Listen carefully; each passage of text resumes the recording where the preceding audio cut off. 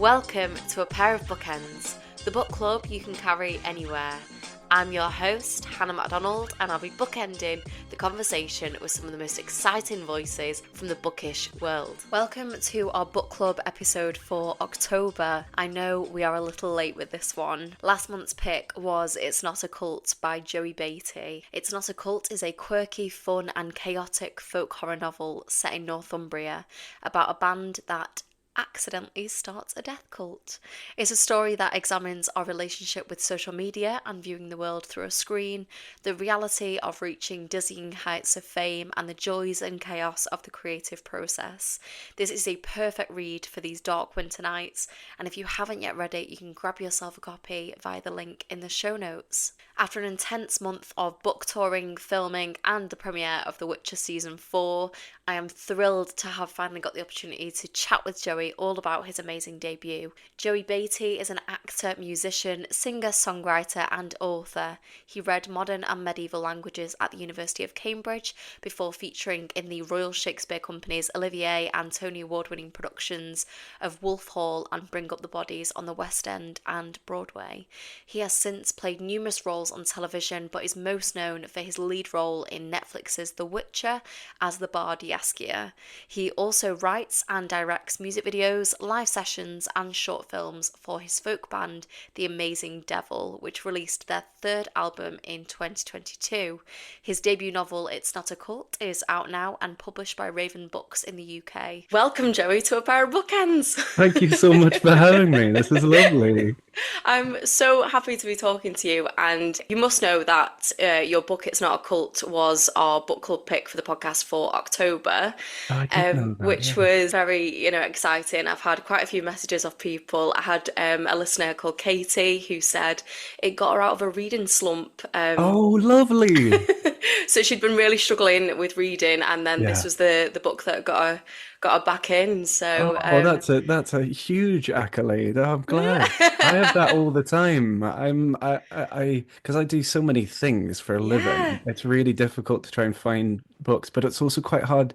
Books, unlike, television shows or even music, it's so difficult because it's an investment of your time, but also of your concentration. You can't second yeah, screen with a book. And so you kind of want something that you know you'll like. And it's very hard to find that without having people around you who read or being part yeah. of a book club or having an online community that shares your sensibilities and what you like. And so yeah, that's a huge, huge honor that I've de-slumped someone. Yeah, absolutely. I mean, the second screen thing, it really worries me. I know there's a lot of TV writers that have to take that into consideration now. Yeah. But I hope that's not a thing with novels, because I find that it's the one thing where I can lock in and just read my Yeah. book and forget the world around Yeah, me. I find that even with audiobooks, I'm not a huge listener of audiobooks. I listen to a lot of like history books on audiobook, but I don't listen to a lot of novels. Right. And but even with audiobooks, I can't do anything else. I just want to Yeah. lie on my bed or go for a walk and then be told a story. I think Yeah. It's but so nice to go for a walk with an audiobook in your ears. yeah, yeah, I can't go to the gym with it. No. Unfortunately, I need something slightly more I need something aggressive in the energizing. gym. Yeah. But this was your first book tour. How was that? It was intense. Yeah, Yeah. I did love it, but it was I had a press tour for another project that I yeah, was doing and then jumped straight into the book tour and traveled around the country and I got to meet so many different kinds of people, but every one of these rooms or these in some cases churches was filled with people who were perhaps enjoyed some of my work in television or my work in music and I don't get to see a lot of that. I don't yeah. get to go out into the world and I don't do a lot of press events with the masses because I'm just boring and quite reclusive if I'm honest. And so I got to actually meet fans of The Amazing Devil, my band, and that was incredibly Oh heartwarming. And there wow. was lots of letters and little gifts, and took them all back and laid them all on the bed and read all the letters, and it brought a little tear to my eye. It was very very heartwarming, a little exhausting to Yeah, kind of just get. It's just traveling yeah. and I find public speaking not always the easiest thing to do. So, No, it's not, and I think it's like that for a lot of writers. Where they say that it's the fun part is writing the book, but then having to go out and speak about it is the really nerve-wracking thing. But I'm glad that you had a really great time. It sounds like it went really well. My friend was at the Manchester event and said it went amazing. So oh, great. Oh, yeah. I hope they enjoyed it. Yeah, Yeah. they did. They did. Before we dive into your book, I do always like to start by asking what you're currently reading. So could you tell us? Oh, what am I reading? I've just finished. The last book I finished was Lucy Rose's debut novel, Amazing. which was, yeah, is something else. It's absolutely astonishing, and it's not for the faint of heart, that one. No, it's not. And I've been staring at the first 10 pages of Sayaka Murata's new book. But I think much like your friend getting out of her slump, I think I'm in a slump at the moment. Fair. And I'm just currently just sort of trying to ease myself back into reading. Yeah. So, and I loved Earthlings by Murata as well. And I love fiction that is so utterly strange. And I also like the darker side of fiction and Yes. stuff that is unafraid of like really base and quite tenebrous human emotion and weaving it into a story that can actually help you. It can serve as a metaphor for something else. And yeah, so that's currently where I'm at. But I might have to get on the audiobook for that one because I Yeah. think my eyes are getting tired. No, that's so fair. I mean, I haven't dived into the world of Marathi yet. I've heard many things about it, but The Lamb by Lucy Rose, I Yeah, the absolutely lamb loved. I is. thought it was incredible. Yeah, Yeah, so yeah, good. and yeah. Goodness me, it stayed with me that one. It's yeah. Yeah, you turn the last page and you're like, what have I just What? read? I need a minute. I need a Yeah, I minute. need a month. Honestly, let's get into your book. It's not a cult.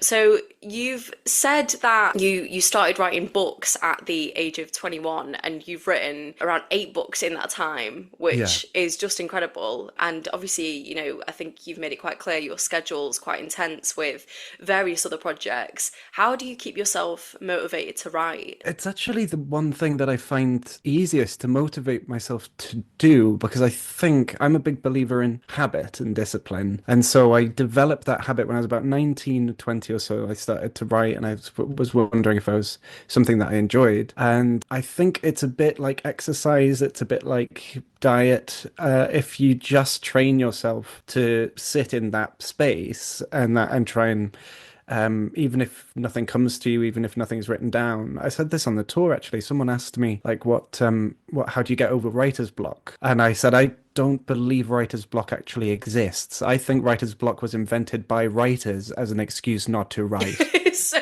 true.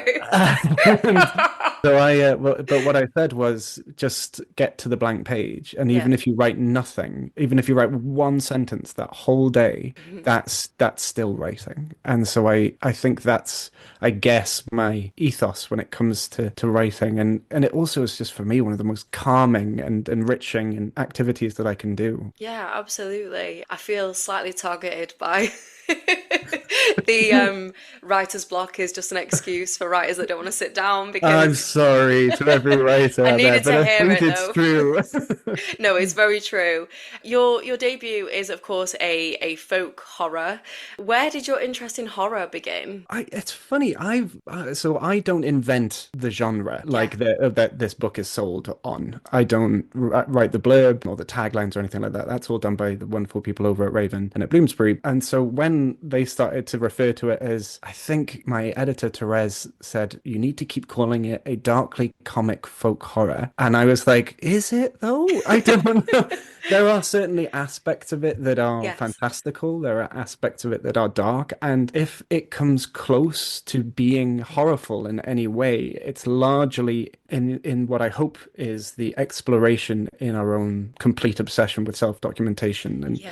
hyperfixation and what can happen when mob mentality sort of spills out from behind the keyboard and into the real world. That to me was the thing that scared me. I asked myself that question when I sat down to write the book. I've had various different run-ins on in real life and on social media, which have been quite horrible and harmful. And I started to ask myself what would happen if these people got up from their keyboards and Yeah. actually and organized themselves. And the answer was this book. The answer was the thing that scared me the most. So I guess that's the most horrible aspect of it. Yeah, definitely. Um, I think it does lend itself to horror in the sense that it reveals the most horrifying aspects of humanity at the moment, which is this kind of obsession, this obsession with our phones, this feeling of ownership over people we don't even know. yeah. It's all very kind of absurd. Yeah. There's a specific scene in the book that I was really struck by, and I think it might be Cal Mm. that's talking about being stood in the town centre with a pasty when he was younger Yeah. with his mum, and some man just turns and starts sprinting, and then everyone just starts following him. And that Yeah. is something like directly out of a film. It really unsettled me. That happened to me. That's actually, Really? yeah. I painted it in the book a little bit differently, and it happened to me in my 20s actually, and I was in on Oxford Street, on a sort of small road off Oxford Street with a friend, and yeah, we just saw people running, and we were like, what? And we started asking people as they're running past, like, what's happening? What's happening?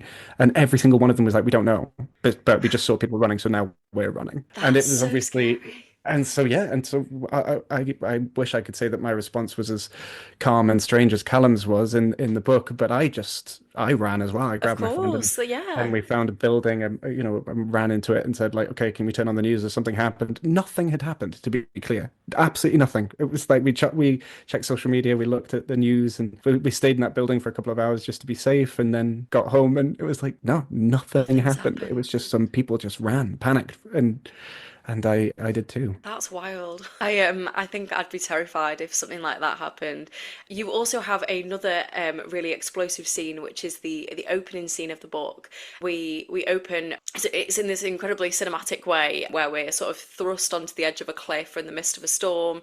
There's waves crashing. There's a crowd coming towards us again, and I was really curious what inspired that opening. Was it the first thing that you wrote? Yes, yeah, it Yeah. was actually, yeah. Because well, I don't want to do any huge spoilers for anyone who's No. not read the Of book, but course. I do, yeah, start with the beginning and the end, and you work out how to get to the end, how to get to the beginning, and this was one of the first things that I set out to write. I always talk about meeting characters, and it makes me Mm. sound deeply esoteric, and I promise you that I'm not as mad as that. Maybe I am, but I met the character of Mel. She was at the bottom of my bed about 3 o'clock in the morning, and Stop. I woke up and I was like, "Who are you?" And she was just like, "What do you mean, who am I?" And I was like, "Oh, you're gonna be fun, okay." And I met Callum as well and Al, and and you meet these characters and you kind of try and describe it as like dating them. You go Mm. on walks with them. I sometimes go to dinner with my characters just to see if they fit, see if I like them. You have to be completely in love with every character that you write in some small way, otherwise no one's going to find this book interesting in the slightest. So I met Melusine and then I asked her like, "Oh, where are we now?" And she was just like, "I'm obviously at the top of a cliff looking awesome." Like obviously. And I think that image came to me and I was like, "Yes, this is the place to start this book." And I thank you for your kind words. I was aiming for something that was quite cinematic and theatrical because a lot of this book is down the well, the entire book is that I think there's only a handful of scenes, maybe one or two scenes that are not seen down some form of a camera lens, whether it be a mobile Yes. phone or a camera or security cameras or what have you. And so I wanted it to have that cinematographical bent, as it were. So that Yeah. Well, it definitely has that effect. I could, absolutely see this being adapted for screen, but I was just, yeah, so completely wrapped up in that scene, and the fact that you start with that, you feel like, okay, I know where we're going now. We're straight in there. It's, I'm excited to see what happens. oh, Now you just mentioned how a lot of this book is seen down a camera lens, and this is a sort of compulsion that your protagonist Al has. And I was really fascinated by Al because they're introverted, they sort of obsessively record their life, and at one point they describe this impulse as the world is too bright, too wild, too peripheral when I'm not seeing it through a viewfinder. Where do you think that compulsion to move through the world camera in hand comes from for Al? I think so. I'm of a generation that grew up in this sort of in a 4 or 5 year space where camera phones were exciting by the time, Yeah. but they were still pretty terrible. You couldn't film anything on them by the time I got to university. I think that was maybe the first iPhone had come out around about then. I was not rich enough to own an iPhone at this point. And so I realized that in the next 15 years after that, I started to notice that we're now watching the first generation that have been exposed to phones and given phones from a very, very early age. And it's become embedded in people's limbic system now. As I mentioned earlier, this need for self-documentation has become an almost existential struggle to define oneself and to ensure that oneself matters. And I think a large part of that I wanted embedded in the character of Al, but also throughout look at all the characters in the book and try and understand what it means to matter, but also to be recorded and then finally to be remembered. I think it is a very normal human thing to want to be remembered by your loved ones because it gives your life meaning. It means that what you've done has had effect, has given kindness to the world or changed it for the better. And now we don't, if you remove all those nice bits about it, it all just becomes about filming. It just Yeah. becomes about, if I don't do a tip top video today, then what is my worth? Mm, And I'm personally not on social media. I don't engage with it, but I have friends. And for me, this is one of the hardest things to ever talk to them about. But I'm like, when we're at dinner, and I'm like, why are you on your phone? yeah. Stay here with me, please. And I just was like, right, screw this. I'm going to write a whole book about it. I mean, it definitely, like, I felt really challenged by the book, and I mean that in the best way possible because I think it is really important that we sort of, really look at our relationship with social media and this compulsion to be on our phones all the time. It really does become this obsessive relationship. And I went to a gig, like, I don't know how many months ago it was, and I went to get my phone out to record and just saw Yeah. this sea of phones, and I was like, what am I doing? Like, Yeah. why am I not in this, just enjoying the moment and enjoying the music and this performance? It's such a weird thing to Yeah. just automatically do.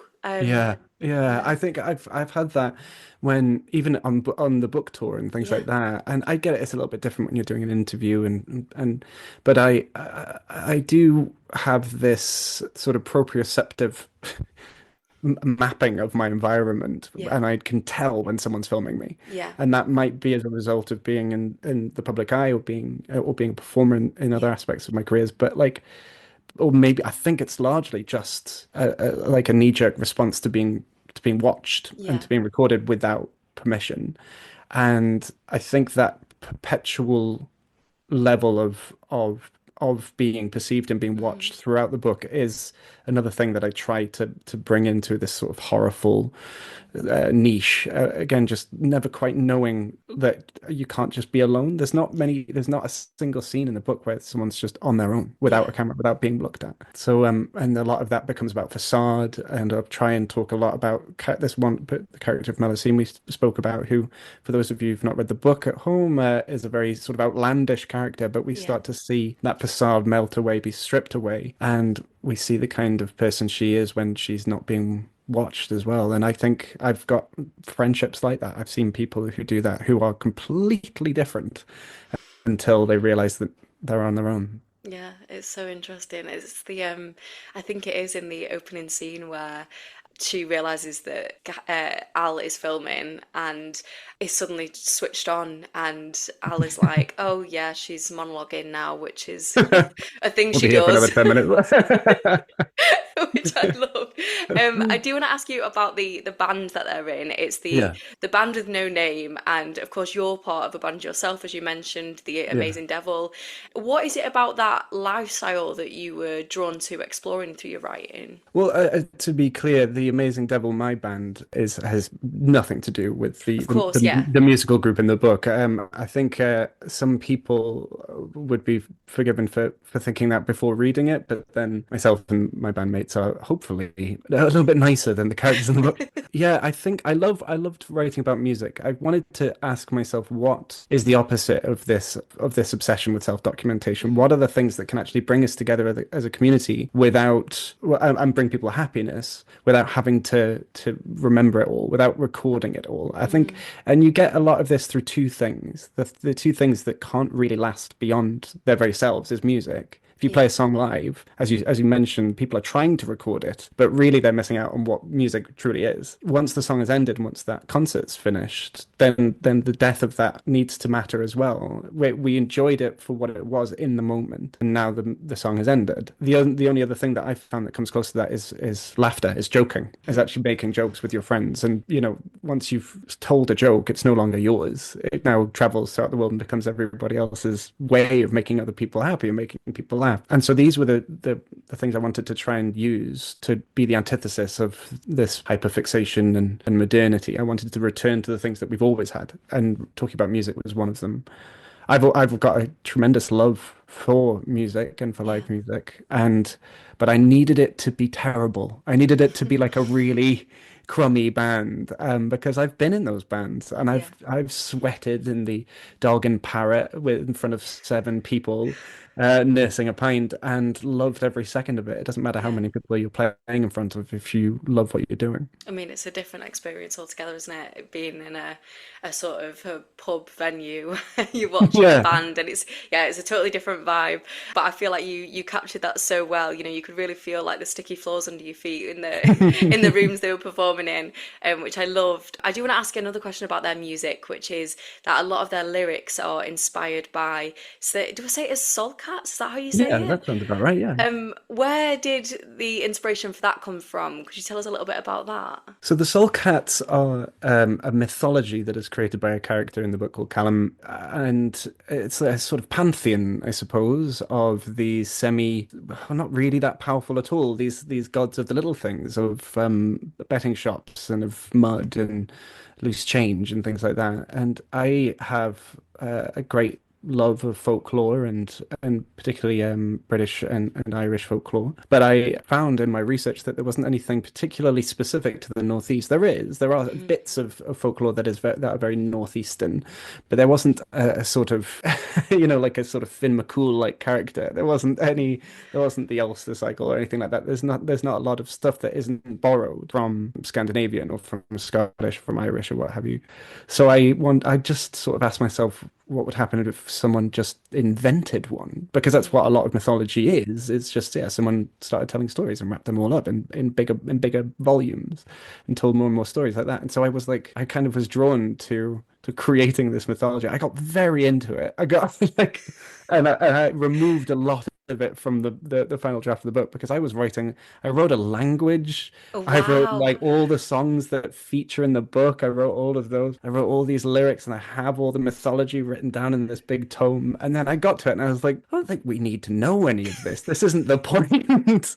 I just need, because it's all about Al's understanding and perspective of the Soul Cats rather than the mythology in itself. Yeah, imagine you as I can't think what show it's from, but it's where the guy's in like his suit and he's got all the stuff Oh, on the oh, wall in front Always of him. Sunny. It's the Yeah, it's Charlie always sunny. Day. Yeah. Yeah. That's exactly what I want. Because all my friends would come by. I'd be like, in the evening, I'd be like, "Hi, how are you? Do you cup of tea or whatever?" I'd be like, "Guys, I've cracked it. So on this moment here," and they're like, "You do realize that none of this makes sense, and you're not even going to use it." Yeah, but I have to know. I have to Have know to my know. own story. Yeah. It's useful to you. Yeah. You have these amazing illustrations at the start of each chapter, Hmm. and I think those are the illustrations of the soul cats. Is that right? They are the illustrations as imagined by my great collaborator, Madeline Hyland, who also Yeah, worked with me in The Amazing Devil. Yes, she worked on those for about 2.5 years. they're Uh, brilliant. and there are many drafts and scrawls, and we talked endlessly about wanting to create some art for this project, and I find them so beautiful and so haunting. We hoped they would make it into the book, but that's not a guarantee, particularly for a Yeah. debut novel. Like getting things printed and artwork into a book is actually, it kind of makes it more expensive to make. But Raven and Bloomsbury came along and said, "Well, can we have a little look at these images?" And so Madeline and I sent them over, and they went, "Oh my God, they genuinely quite like They're so good. scared of them. So they were like, "Can we put these in the book?" And I was like, "That was the plan." But yes, please, Yeah. that would be great. So they were really gracious about it, and I'm just so lucky to have a collaborator and a friend like Madeline who can draw on some really dark depths of her own humanity and bring something to this project. Yeah, it felt like she completely understood your vision of what these things were. Yeah. I loved I really took my time, going back and looking over them as I read the book. I really loved them. Oh, I wanted to ask you a question about the dialect in the book, yeah. because obviously it's set in the northeast. I think it's set in and around Northumberland. Is that Yeah. right? That is right. My geography is shocking. I'm sorry, Don't worry. um, So is but it's mine. it's really amazing and refreshing to read a book that has this sort of northern dialect in there because I don't think we see it often enough. Was that representation important to you? Yeah, I think it was. It took me a while to write about the Northeast. That's where I'm from. Yeah. And as you mentioned earlier in the podcast, this isn't my first book. I've Yeah. written lots of others, but not one of them has been set in the Northeast. I think I was quite hesitant to write about the Northeast. I love the Northeast. I have a tremendous fondness for the people who are very proud and very passionate and very funny, and I love those characteristics in a people. But Mhm. it wasn't the nicest place for me growing up. I had some, and I actually left home when I was 16 and to make my way in the world. And so it was only many, many years later where I was writing this book. I was writing it in Santa Fe, New Mexico, of all places, and Wow. I wanted to find a corner of the world that was forgotten. Hmm. I knew what was going to happen in this novel. I knew that it was going to become a very unwieldy experience for these characters, and I kind of wanted something so massive to happen in the most idiosyncratic quotidian places. I needed it to be in, the betting shops on the corner or the Yeah. the off license around the back or in, a disused water park or on just on the moors. Like I needed it, I needed something so fantastical to be put in direct contrast with the almost the quiet, beautiful mundanity Yeah. of the town moors and things like that. So yeah, I finally sat down and realized that I can set it in the northeast. Yeah. And but I try to avoid all the landmarks, all the fun bits. I tried to. I'm not going to do anything next to the Angel of the North. I just felt that was a bit too on the nose. Yeah, I mean, I loved reading about these places that aren't considered as, very glamorous. Yeah, These dingy pubs and the betting shops and the water park that's not being used anymore. I yeah. think it's so But there's nice to read about. beauty. There's Yeah, beauty in those places. I think that's what I wanted to absolutely. try and show. Definitely. Now, I'm aware we are running out of time. Of So course. I would love to finish by asking, before I ask for a recommendation, I'd love to find out what is next for you. Are you allowed to tell us? What is next for me? I'm writing. I'm working on two books at the Oh my same gosh. time. Well, this is what I often do. I'll often write I'll get to about 20 or 30,000 words in a Right. book, and then I'll know if I want to finish it. So I've got endless half-finished books, but it's my way of getting to know the characters. Do I love them? Do I want to keep telling the story? Is the story important to Mhm. tell? So I'm doing that at the moment, but whilst I'm also editing the fourth album of the Amazing Devils' latest music. Mhm. So, and on top of all that, just trying to rest my weary bones. It's been a Yeah. long year. Yeah, you've been so busy, obsessed with the fact that you're working on two books at the same time just to figure out Just to if you want see. to stay. I love Yeah, that. but I I'm love very that. blessed because I don't have to, I know what it's like to write a book after doing two shifts at the pub, and I know what it's like to be writing at 2 a.m. because that's the only time that the house is Mhm. quiet. And now I'm in a position where I'm able to dedicate time and not have to worry too much about, Yeah. running to the next shift I used to work as a personal tutor an awful lot and that was like my income. And so I know how lucky it is. And I Yeah. know how pompous I sound when I say, yeah, I'm No, just going not to go at and quickly all. work on two books. Like I absolutely know how lucky I am to be able to do that. I mean, it's amazing that you're able to recognize that and that you've been on both sides of it. You know, certainly Yeah. I'm working multiple jobs at the moment and trying to do all the creative stuff in between. So Bless you. it's Yeah. nice to see, Yeah. to hope that that's where I'll end up at. Finally, I want to ask you, Joey, for a recommendation for the listeners. Is there anything that you've been watching, reading, listening to recently that you'd like to recommend? Oh, you know the worst thing? Okay, I'm going to recommend something that has, well, nearly ruined my life. Oh God. Because, okay, well, no, my crew, well, okay, I was working on a book, which I was quite excited by, and then I watched Pluribus on Apple TV, which is I've only, I heard. think, only got 2 or 3 episodes out, and I had to rip up the book because I realized that Vince Gilligan had, it was like a similar sort of outlook towards the book, but he'd also just written it way better than I ever Stop. could in the literary. I was like, no, Vince, you've done it again. So I would highly recommend that. But to be honest, I haven't been taking it much media in at the moment. I've been so stuck making it that as soon as Yeah. it comes to like recommendations, half of my recommendation is go outside, Got to go touch for a some walk, grass. yeah, touch some grass.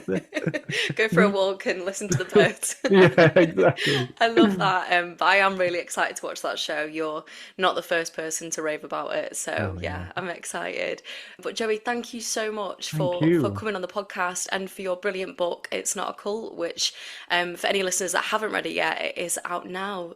So go grab yourselves a copy. Links are in the show notes. And thank you so much again, Joey. I've Thank loved you. It means this. the world. What a lovely way to start my day. Thank you so much. Thank you. And for everyone else, goodbye.